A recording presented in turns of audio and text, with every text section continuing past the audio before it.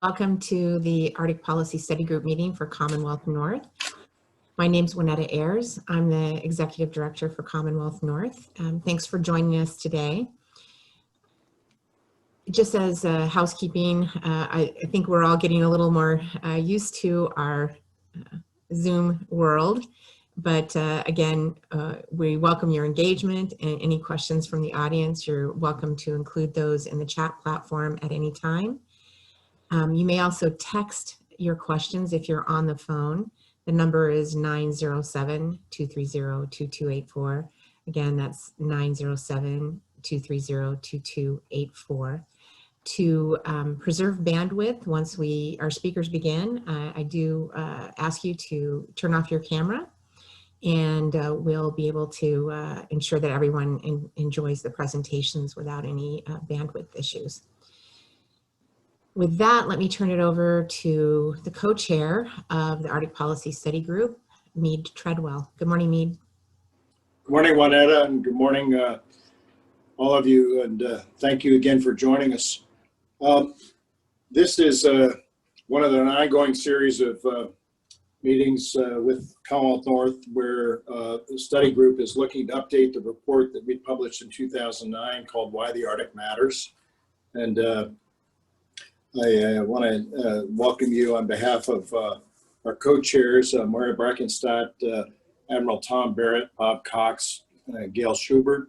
Also this morning, wanted to welcome an intern who's working with us to kind of take everything that we've heard from these many presentations to tee up policy proposals. And we do expect to have a meeting of the working group where we're just essentially going to talk about what have we learned so far on the 23rd of September.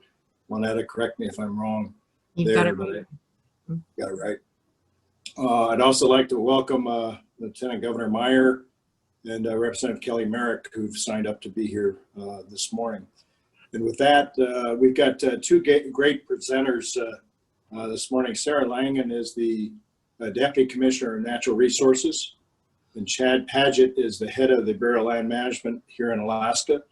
And just as a bit of a preamble, when Commonwealth North did this study 9 or 10 years ago, one of the major points we wanted to make to the nation is that the Arctic is rich, is that we've got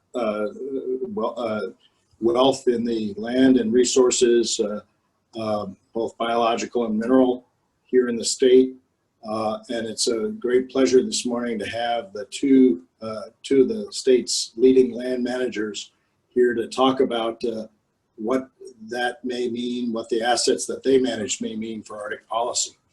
And with no further ado, I'd like to invite Sara to give the first presentation. And Juanetta, I'm going to hand the control of the meeting back to you for questions, and look forward to seeing everybody at the end of the program.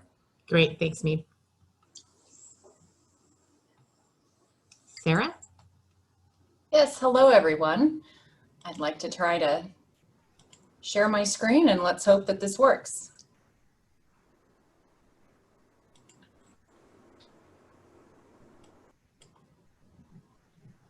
Looks good. Can everyone see that? Yep. Very good. Well, hello. It is really nice to see everyone, if only virtually, and I really thank Commonwealth North for the invitation and the opportunity to speak today. My presentation will focus on providing an update of the oil and gas resource potential in the U.S. Arctic. I will highlight some of the field-proven technologies deployed here at home and used all over the globe to produce oil and gas from Arctic lands. And I will close by sharing a brief status report on the draft North Slope Area Plan recently made available by my department.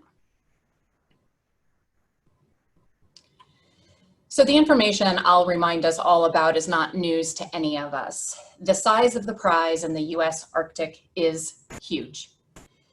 USGS estimates that 27% of the Arctic's undiscovered oil resources are found in Alaska. That's roughly 36 to 40 billion barrels of undiscovered oil. You'll see from the pie chart that quite nicely sets Alaska apart when compared to other global Arctic oil estimates and markets. The same holds true for our gas potential. USGS estimates that we hold roughly 13% of undiscovered, technically recoverable natural gas resources, roughly 220 TCF.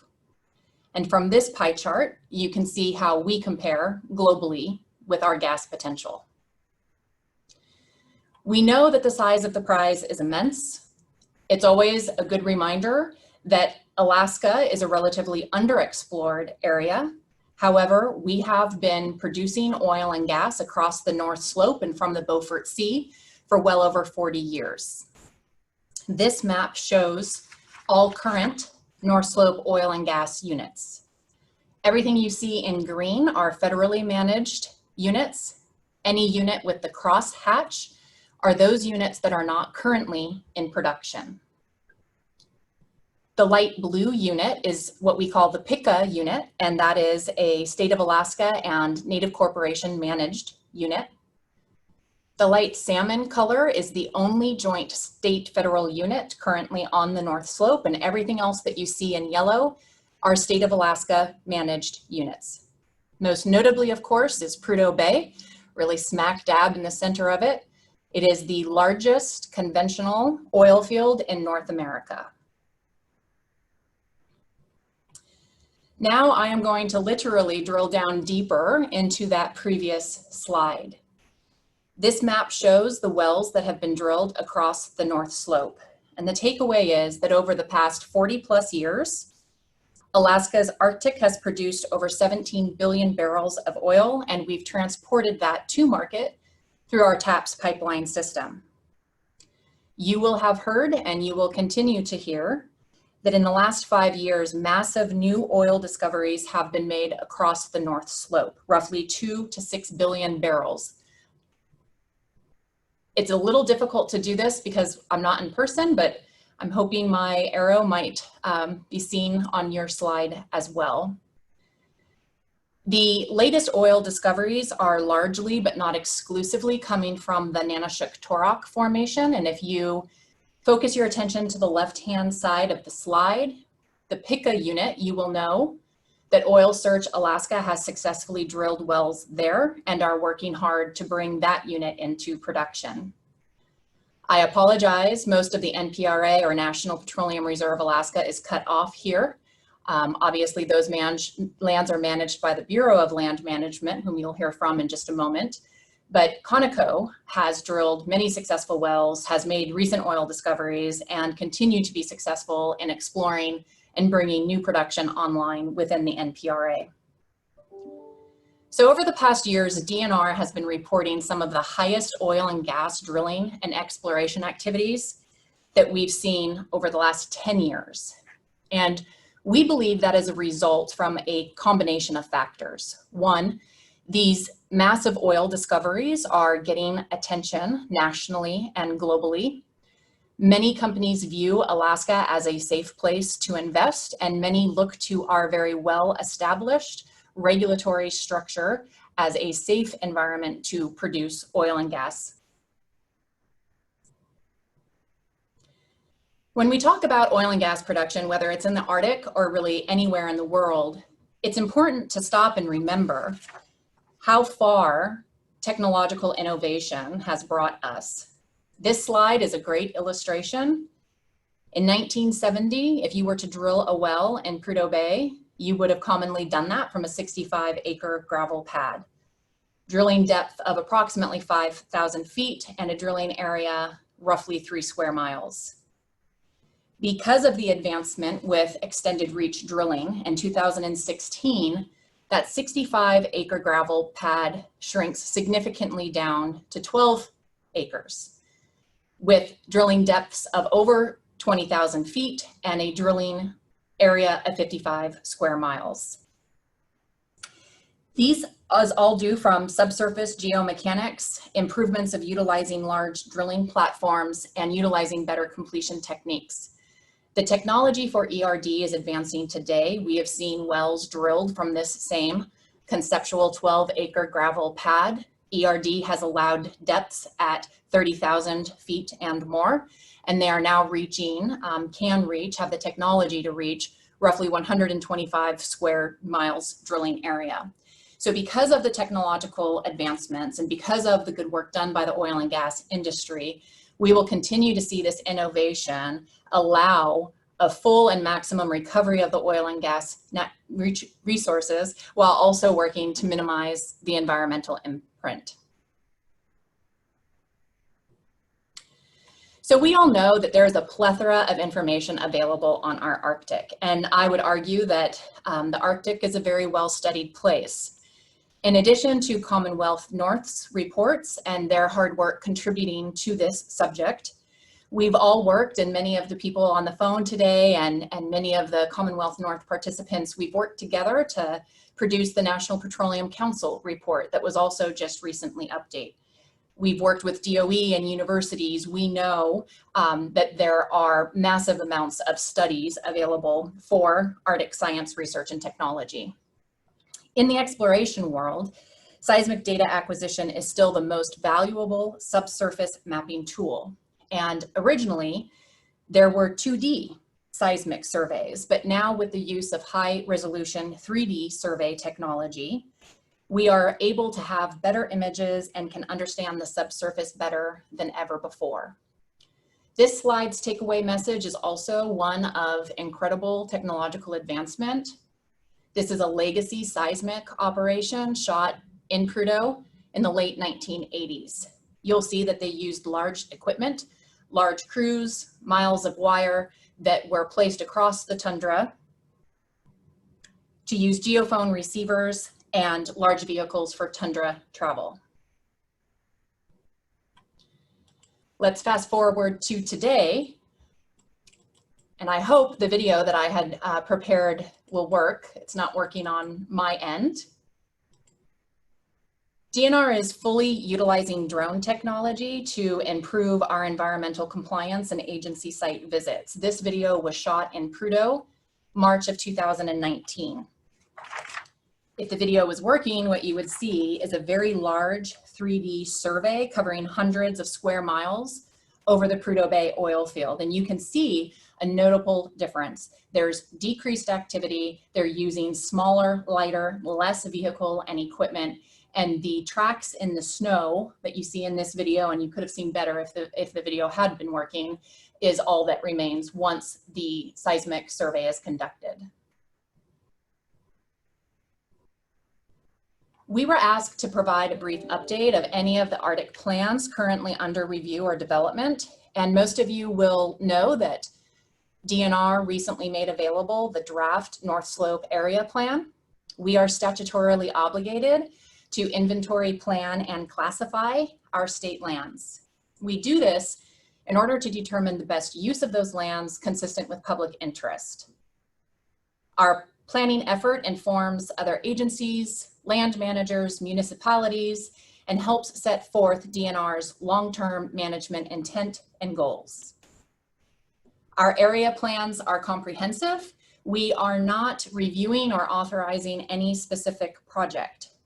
Instead, we consider the social, economic, environmental, and industrial impacts, which helps us build a holistic foundation for DNR to make informed management decisions. If you go to the DNR website and maneuver to the Division of Mining, Land, and Water, the entire draft area plan is publicly available. There's information on that website on current steps and future steps.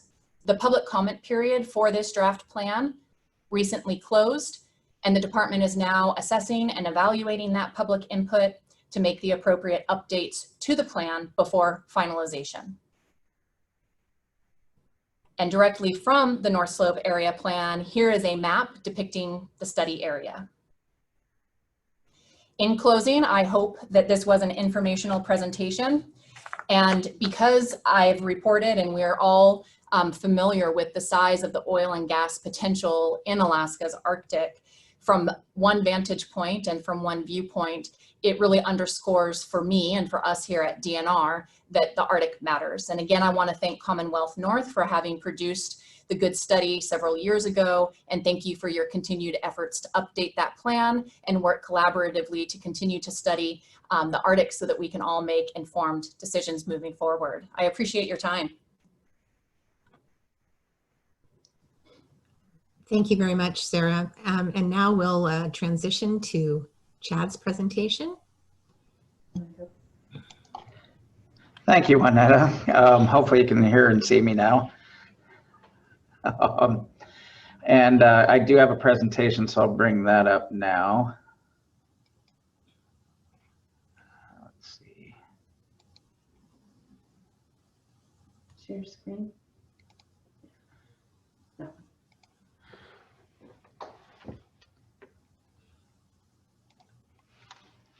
Okay, hopefully everybody can see that. We've got it. Thanks. All right. Well, again, my name is Chad Padgett. I'm the state director for BLM here in Alaska. I've been in the position about, just a little, right around 18 months now.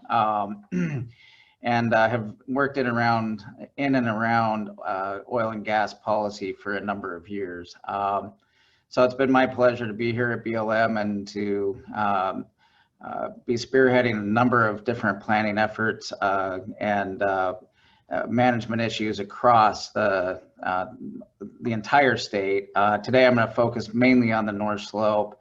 That's where the majority of our oil and gas activities are, but there's also some planning efforts and some projects that we're working on that will impact oil and gas activities that are further south. So I'll just touch briefly on a couple of those efforts as well.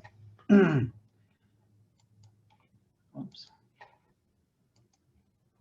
You have to click on the one on the right.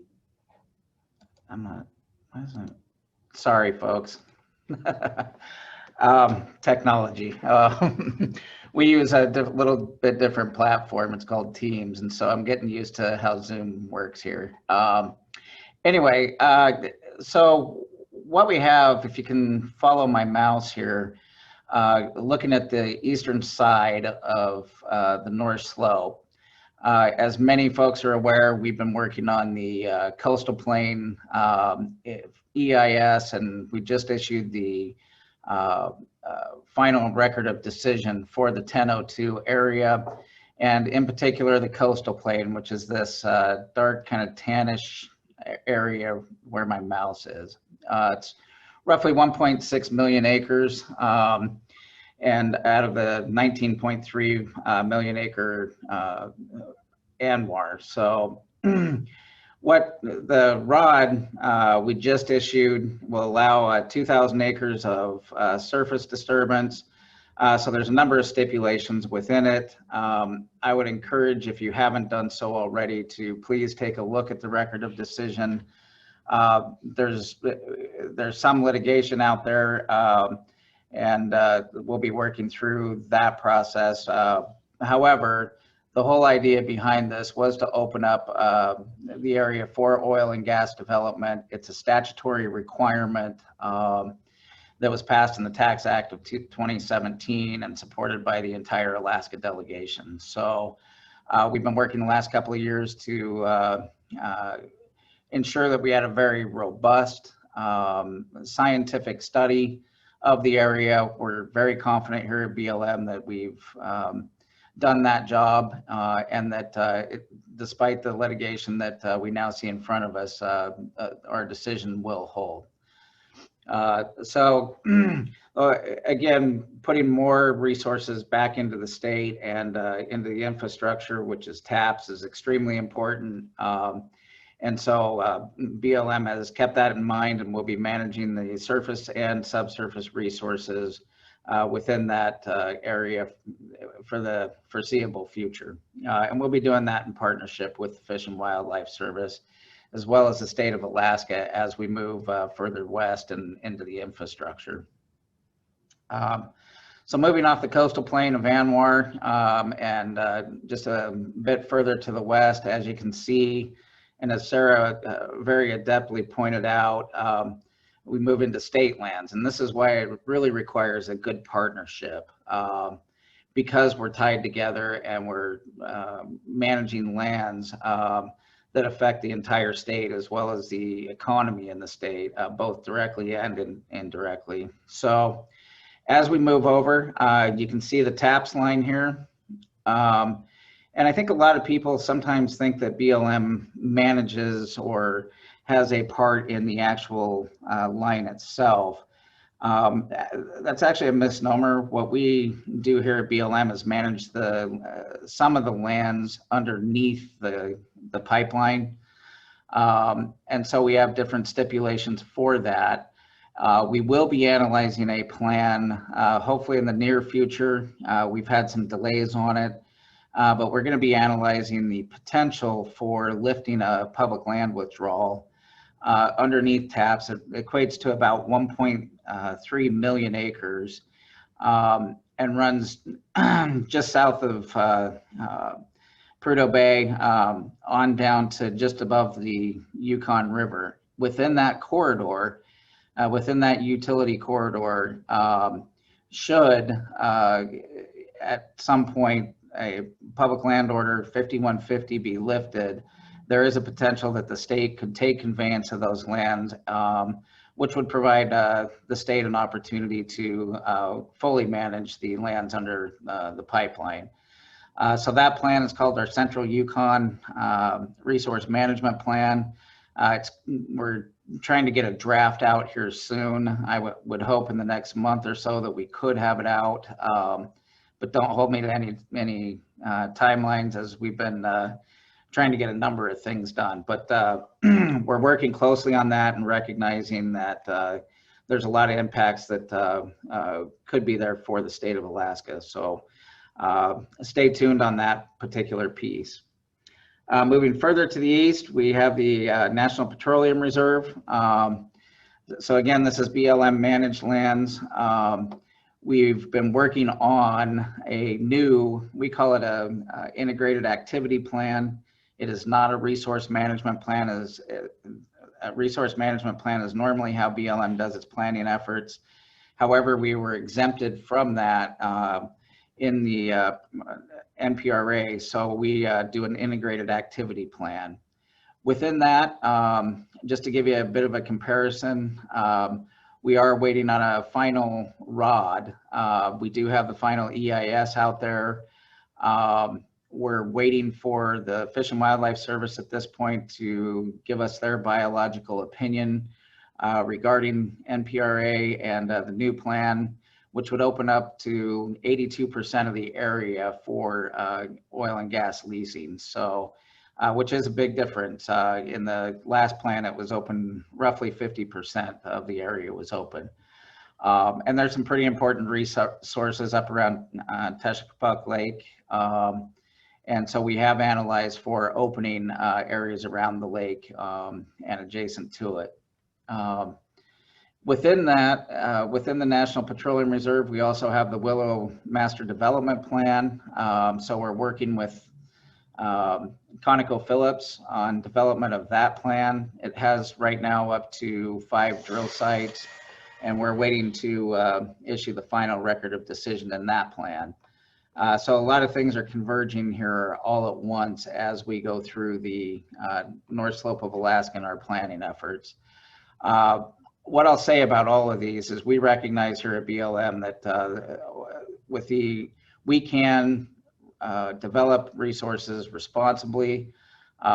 We take a deep dive in the science. We work with a number of partner agencies to make sure that we get that science into our plans, and so that at the end of the day, we're ensuring that resources across the North Slope, whether it be in ANMAR or in the NPRA, that we're getting as much return for, we're protecting as much as we can, while at the same time allowing for as much development as possible, as we do understand that oil is extremely important to be putting into TAPS and running through the pipeline. This is just kind of a zoomed in map of what we've been up to in the coastal plain of ANWR, just to give you a sense of the area. As I think everybody knows, there's many times a lot of pictures are shown that are not necessarily in the coastal plain. I think the other thing that's really something to see here is that Kaktovik is one of the major effective communities. And it's really important to notice that they are supportive of development in and around their community for jobs and oil and gas development.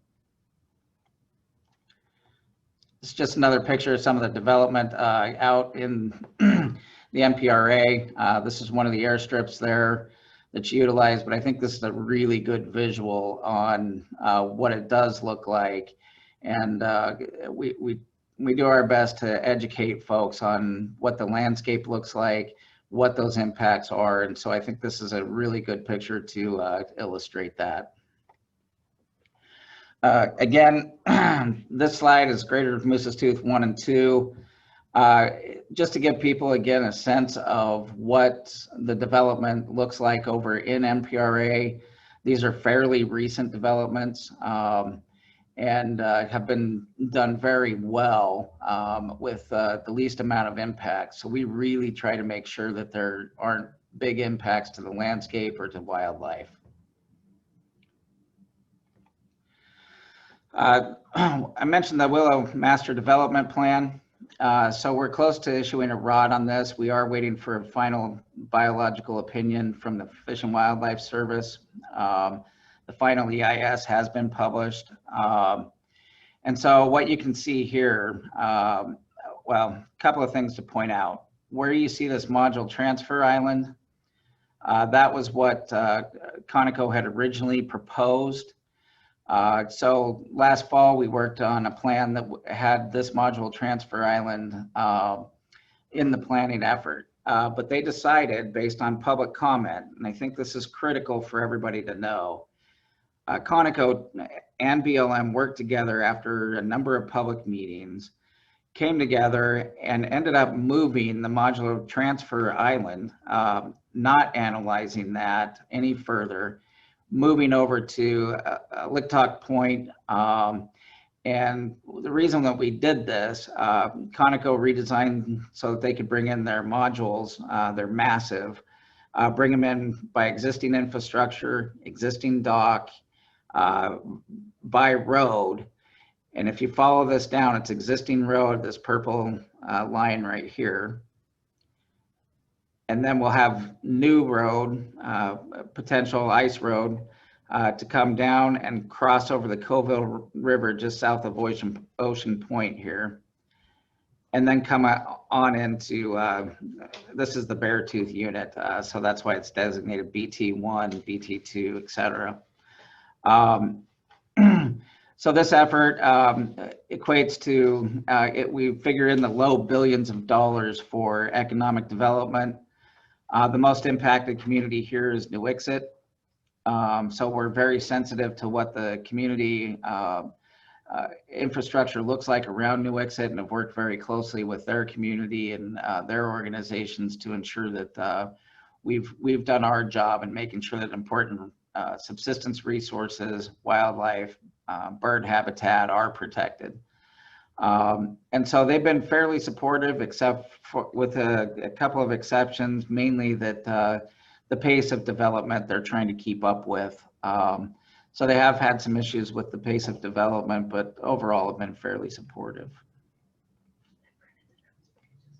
Thank you.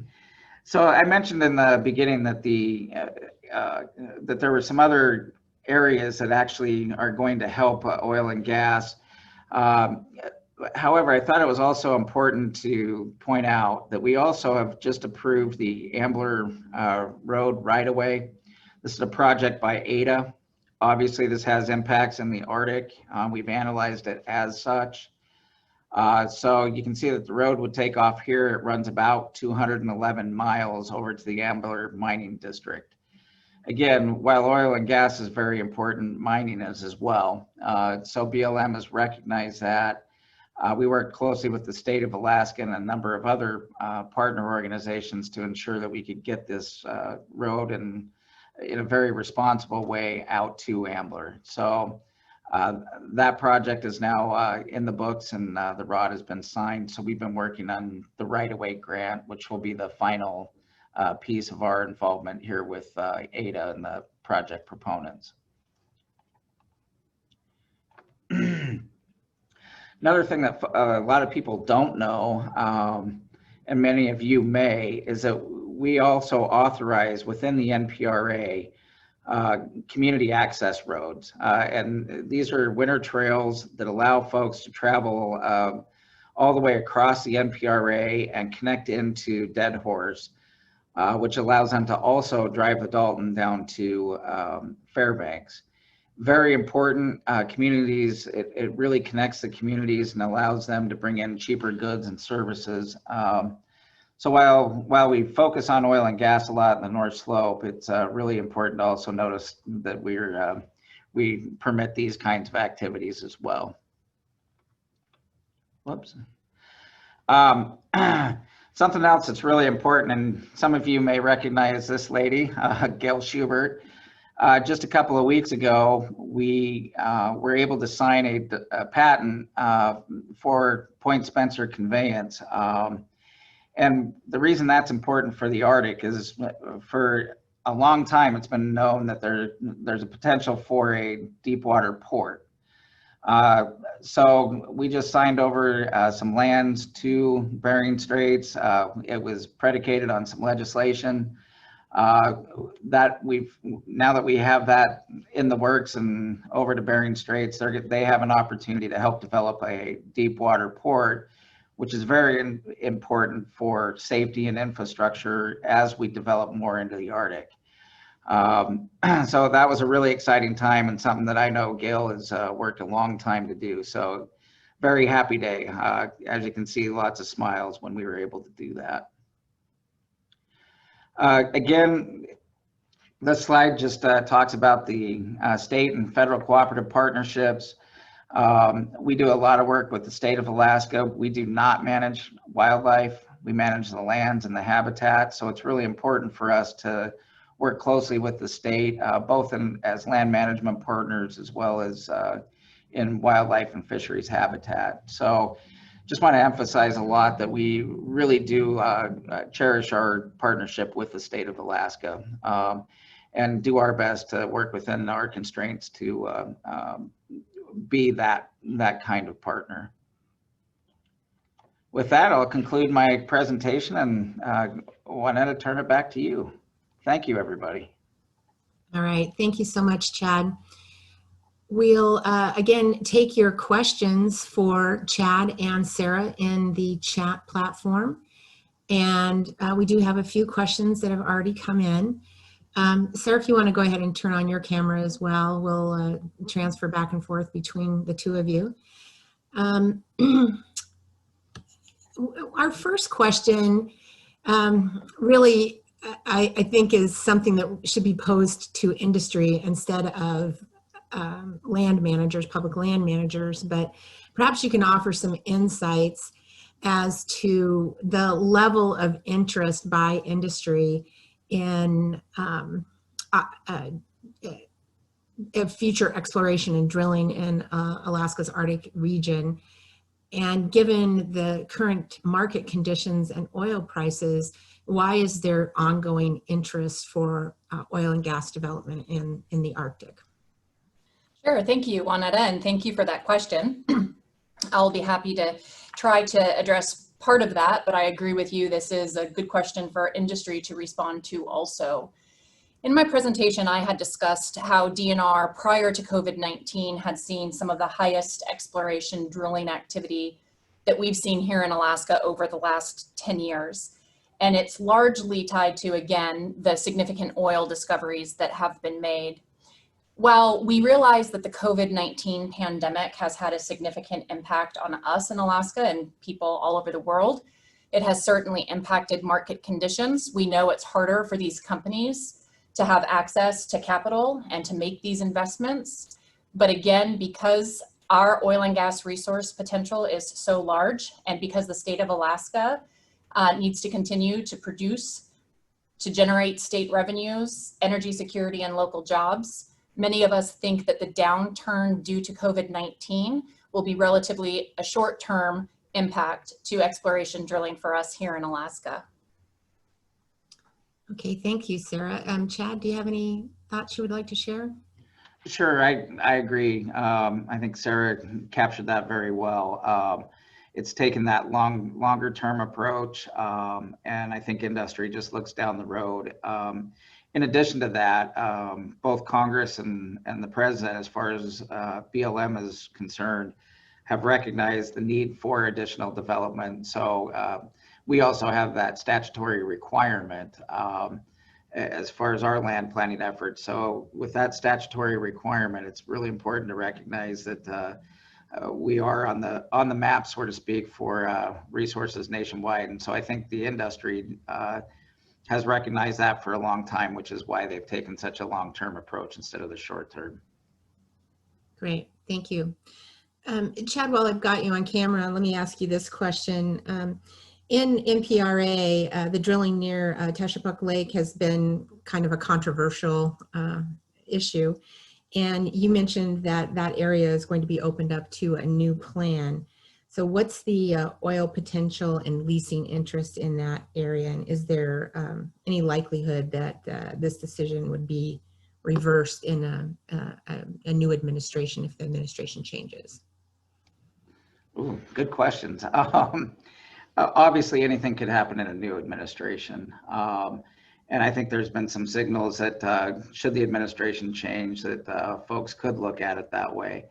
However, what I will say, again, I tried to really focus on this. BLM has done a great job with a number of partners in ensuring that we can do this responsibly. So while politically a new administration could go out and change where our efforts are at, I believe that we've done such a good job in the science and in this plan that it's going to be pretty tough to do that. We've really focused on responsible development, so I think it would be pretty hard to do. They could do it on a political basis, but on a scientific basis and for responsible development, I think it would be pretty difficult. And obviously the lake is sensitive. We know that. And so we would not want to go out there as BLM and allow, and I don't think industry would want to allow any kind of spills or impacts to habitat that would be detrimental. And so that's why we work very hard on mitigation measures. And if anybody takes a look at the mitigation measures that we have, they are very stringent. They're some of the most robust in the entire world. In fact, I'd put them at the top of the list as far as what companies have to go through in order to be permitted. And in addition to that, I think as development heads that way, we've done some surface protections where we have no surface occupancy to protect habitat, things like that. And industries responded. They've got new technologies that where they can do directional drilling. So there's a number of things that have been taken into account in that plan. So we're pretty confident that this is going to stick and be around for a long time. Great, thank you. I think a question for both of you with regard to, well, neither of you are responsible for managing offshore prospects. The state in the past has advocated for reversal of the ban for offshore drilling. So if, what might you expect in the future with regard to offshore drilling off Alaska's North Slope, and what policies might advance or impede offshore drilling? Sure, I can try to take that question. Because our friends and colleagues at the Bureau of Ocean Energy Management, or BOEM, are not with us, again, this is a good question for them to speak to. But just speaking rather realistically and frankly, it's expensive to operate in Alaska, onshore and offshore. And you see the ongoing activity along the coast and within the Beaufort Sea. There's existing infrastructure, or at least there's an opportunity to access infrastructure that helps drive down those capital costs. Realistically speaking, considering the current market conditions and the expense of getting out into the OCS here in Alaska to do exploration, I believe that there's always a chance and a hope for that. And I know that BOEM is currently reviewing their programmatic 5-year offshore OCS oil and gas lease sale program. That work is underway. But at the moment, at least from a DNR perspective, we envision the good and continued exploration work across the North Slope with some attention placed towards future development in the Beaufort Sea as well. Great, thanks. Any thoughts on that one, Chad?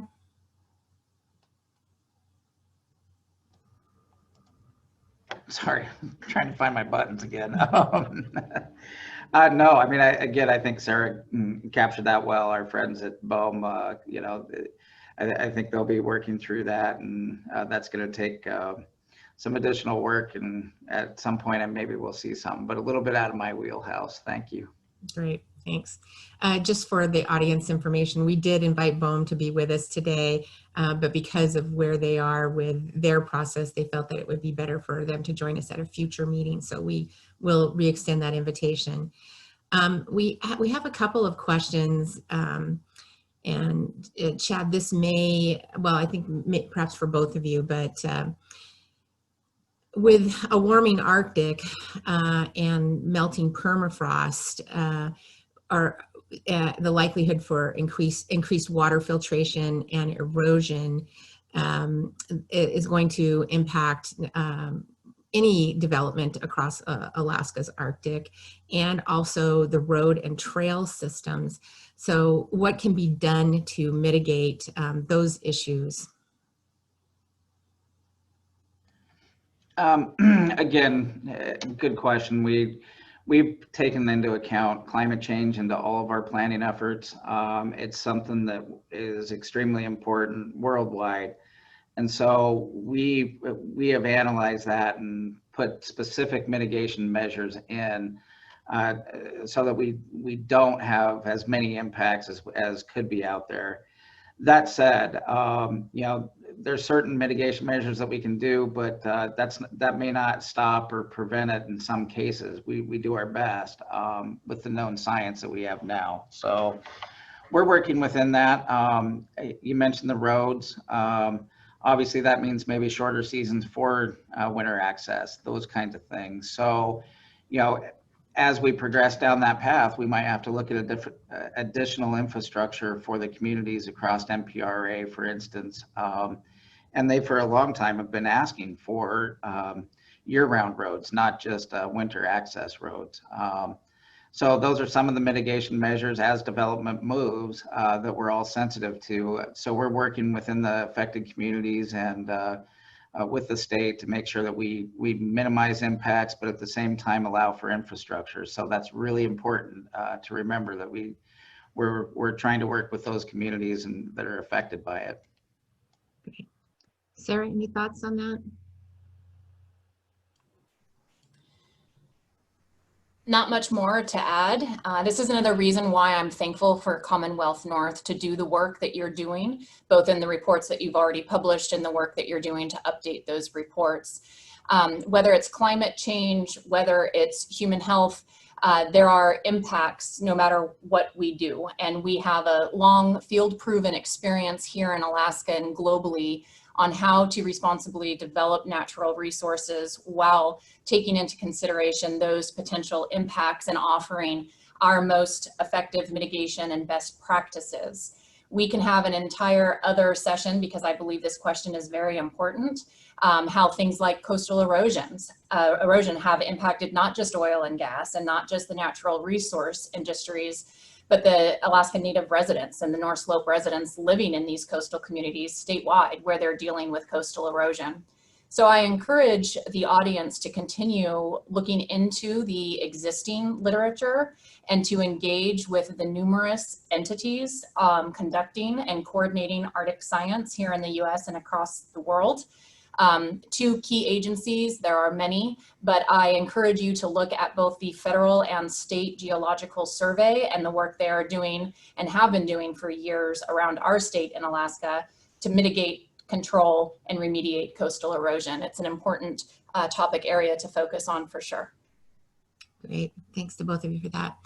Well, an important question that comes up anytime you're dealing in Alaska, and whether it's for community projects or some kind of development, is how to gain social license, how to work in a tripartite fashion or a multi-jurisdictional and interest fashion to assure that whether it's a community project or a development project, that parties are in agreement as to what should occur.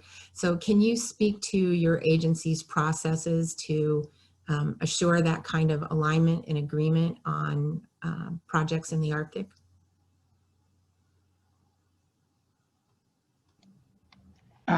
I'll start with that one so I can give Sarah a little break. So for us, we do a number of things, and we consult with tribal entities, we consult with communities, ANCs, and so we also have our broad public process. So we do it in a number of different ways. So beyond that, I'm just going to set the broader public process aside because that's something that everybody can participate in. But when it comes to those communities and people that are most affected, we're compelled by law, for one, to consult. It's called Section 810 of ANILCA. We do a very deep dive with affected communities, looking at what's going to happen with subsistence resources. We also sit across the table with tribal entities one-on-one in a government-to-government relationship. So we negotiate that way. We also do that, not quite government-to-government, but we consult with ANCs or Alaska Native corporations. So we have numerous ways in which to do that. And it gives us a really good opportunity. I pointed this out when I got to the Willow slide, but one of the things that I think some people don't think that we pay attention to public input and what we hear from our publics across the board. The Willow project is a really good example of where we went in. We heard what the tribe said, we heard what the community said, the city, and we incorporated numerous comments, as did the industry. So through that consultation process, I'll just really getting into the weeds here, but one of the things that we did was incorporate not only a new dock, an area for it, but we went as far down as boat ramps for subsistence, and providing some boat ramps on the Covell River because of impacts to subsistence. So those are things that we heard from the communities themselves that they wanted to see. So having that kind of relationship and having that kind of input is absolutely key.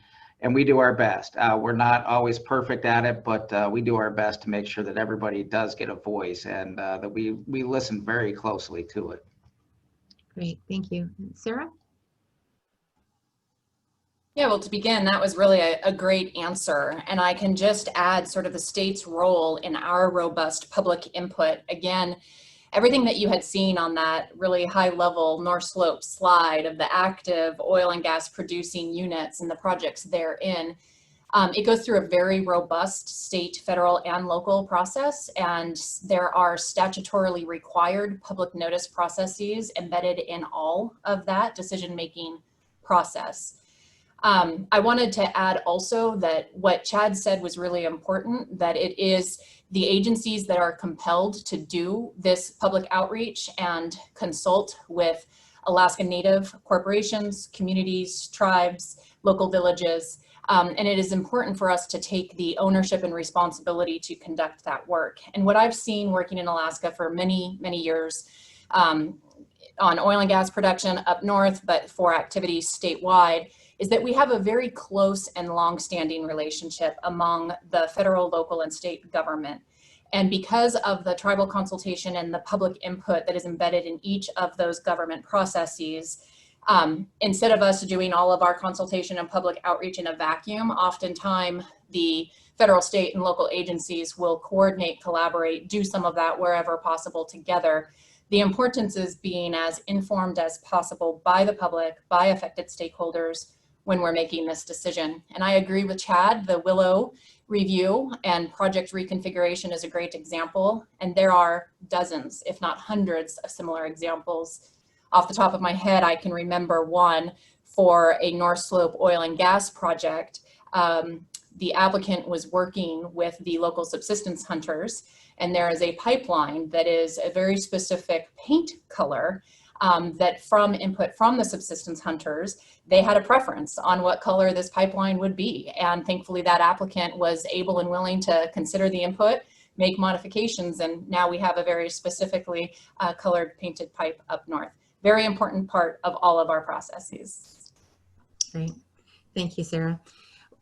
One of our questions kind of addresses this issue about local consultation, but just particularly, I would say from my observation that interest by industry on the North Slope has been quickening, that there's greater exploration activity, and we certainly hear announcements frequently about various prospects and their development stages. But for Alaska's North Slope communities, which tend to be small and not have a tremendous amount of experience or bench strength with regard to engaging in some of these development processes, how have you seen local governments, tribal governments engaging and coping with the pace of development activity that's occurring in Alaska's North Slope? Sarah, do you want to start with that one?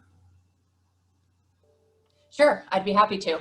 And I'm actually going to praise the work that Chad is doing over at the Bureau of Land Management and what we've seen, our own ability here in Alaska, and I think everywhere, to adapt, adjust, and overcome. With the COVID-19 pandemic, it's been pretty phenomenal that there were major changes and direct impacts, but really, at the end of the day, most of our work, our processes, and our ability to communicate and to engage and to make contact with people throughout the state, sometimes even in rural villages, we can still use technology and innovation to do that quite well. I think BLM did a really great job utilizing what we're utilizing right now, the virtual Zoom rooms, to reach out to the communities. And it was pretty interesting that the number of people participating in those public comment hearings and meetings, we saw more participation than we have in past years when, excuse me, a lot of people were still able to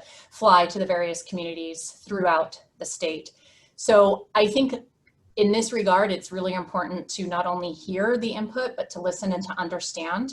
We have always been sensitive to specific conditions that might impact one community's ability to reach out and engage. We are very skilled and honor and respect whale seasons and hunting seasons, and trying to schedule our public meetings in a manner that will encourage the most community participation. And I'll also say, while I'm praising BLM, I think DNR has also been able to, and across the state of Alaska, we're utilizing the same virtual approach to connecting with the public and community, and we're seeing really great success. Great, thanks. Chad, do you want to speak to that? Sure, Sarah did a great job. Thank you, Sarah. She encapsulated that very well. But I think just a little additive to it, we recognized early on with COVID that it was extremely important to continue our consultations, and some that happened again with both Willow and MPRA IAP. The timing wise, it ended up where we were going to have some comment periods over the holidays, and so one of the ways that we accommodate things is to make sure that we extend those out when we see things like that coming the best that we can. So we extended those comment periods out. we went as far as a supplemental draft EIS on the Willow project because of public comment and the change there. So as we went into the COVID situation and had to adapt virtually, I mean, for me, best part of our jobs is be out there with the communities and actually see what they're dealing with. Looking, as you all know, looking across the table face to face is a lot different than looking at a computer screen. So while we cherish that a lot at BLM, we've all had to adapt in different ways. So we recognize that early on, and the team here did a great job of putting together the virtual meetings. We actually, like Sarah said, we increased our participation.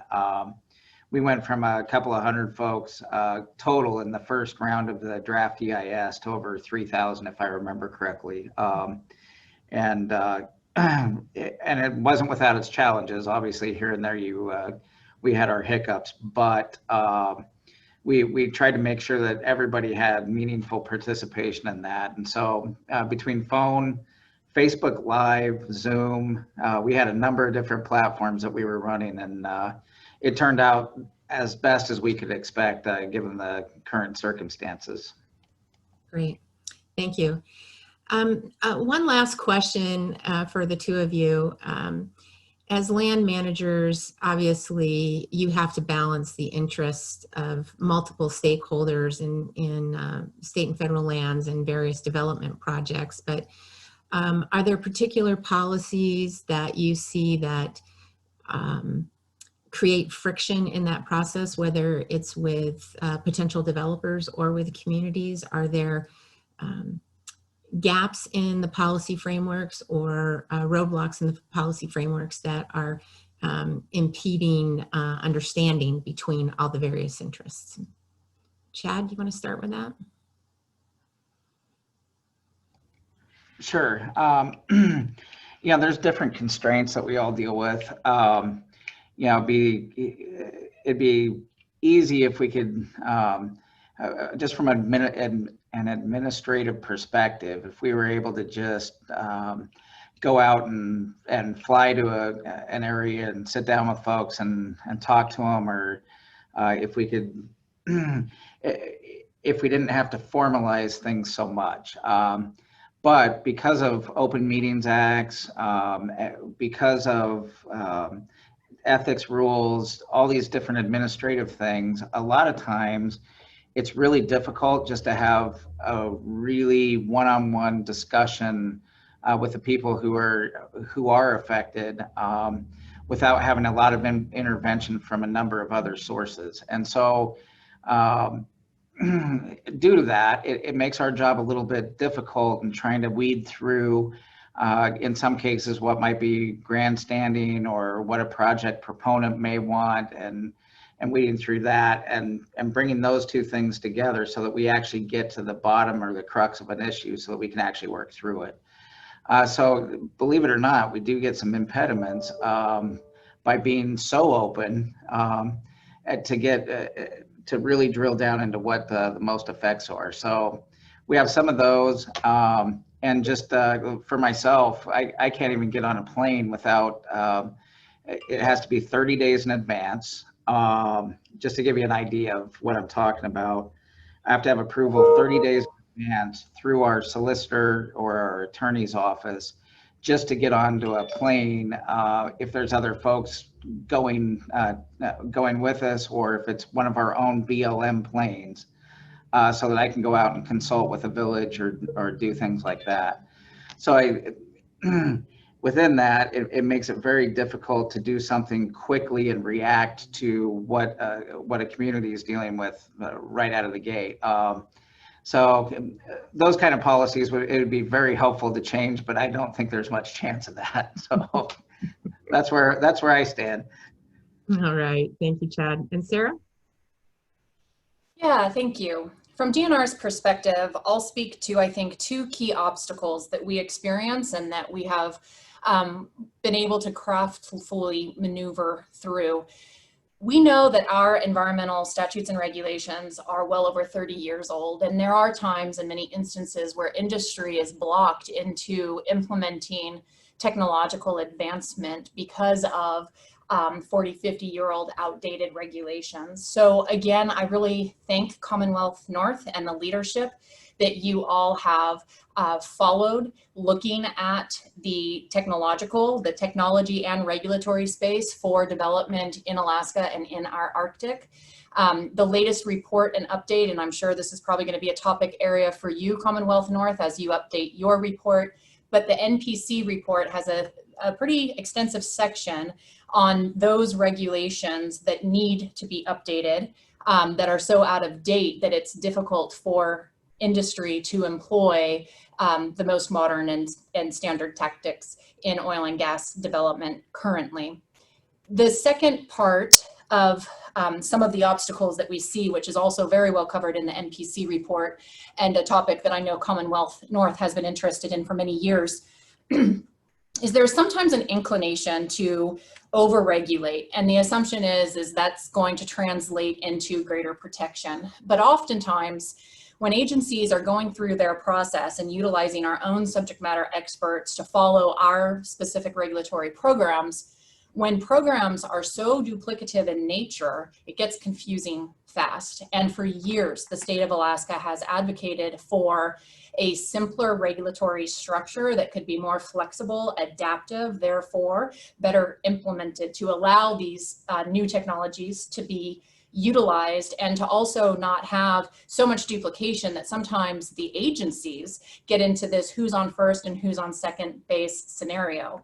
It's also quite difficult sometimes for the industry and the project applicants to maneuver through a duplicative process. I'm not talking about an easier process. I'm talking about one where there are duplicative regulatory authorities. Then the onus is placed on the agency and the applicant to figure out sort of who's authorizing what and who has jurisdiction.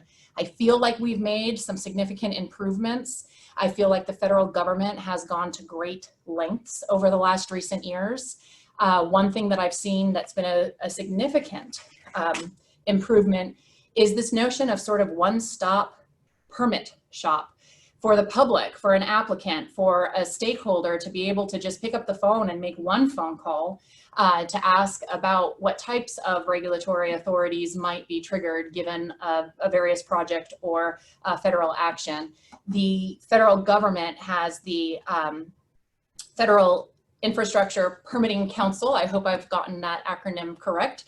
They actually were just up here in Alaska visiting us, and the coordination and conceptual coordination models that we've relied upon here in Alaska that have made us communicate so well with our colleagues and partners here at home is now being utilized by federal agencies in DC and across the nation too. And for Alaskans, we see that as a very huge improvement.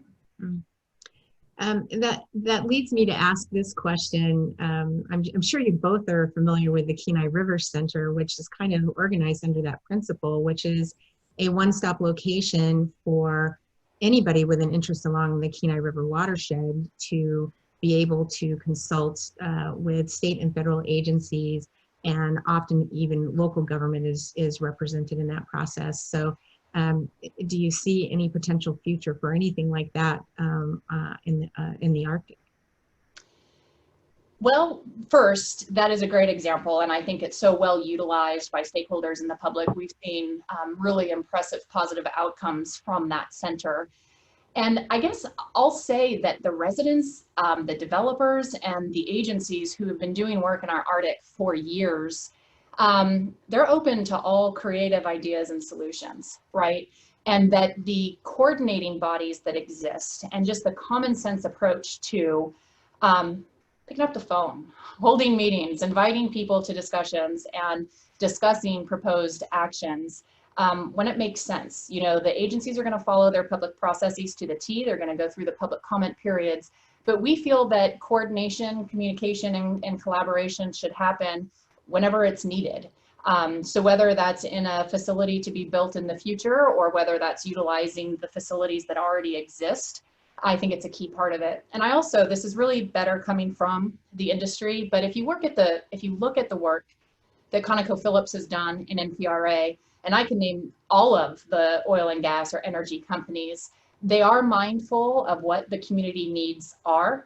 Oftentimes there is an interest in preserving cultural history. There's an interest in providing community centers, where we can take this type of collaborative community approach. So a lot of that is already happening across the North Slope and in our Arctic, and I wouldn't envision that that would change moving forward.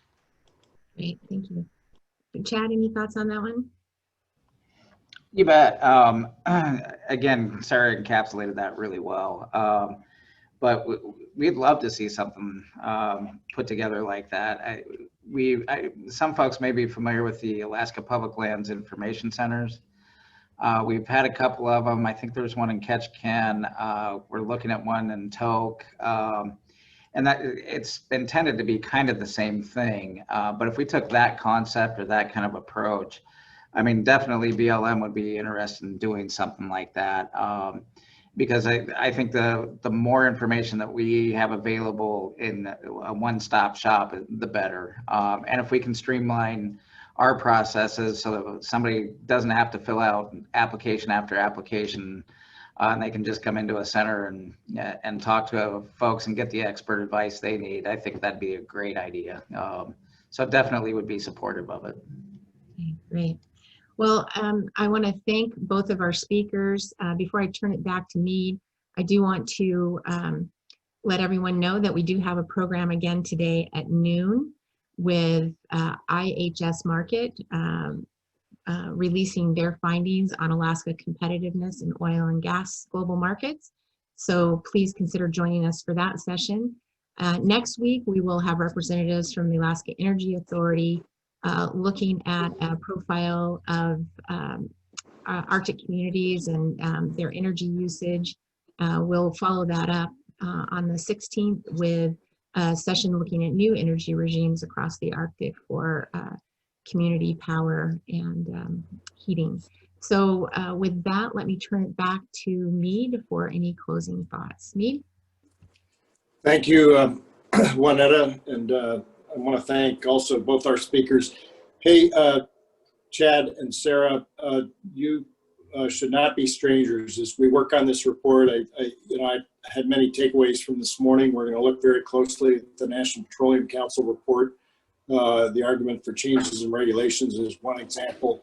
The discussion that we just had on one-stop permitting, in my own company, I'm doing a little bit with the Fast 41 process, the federal permitting steering, improvement steering council.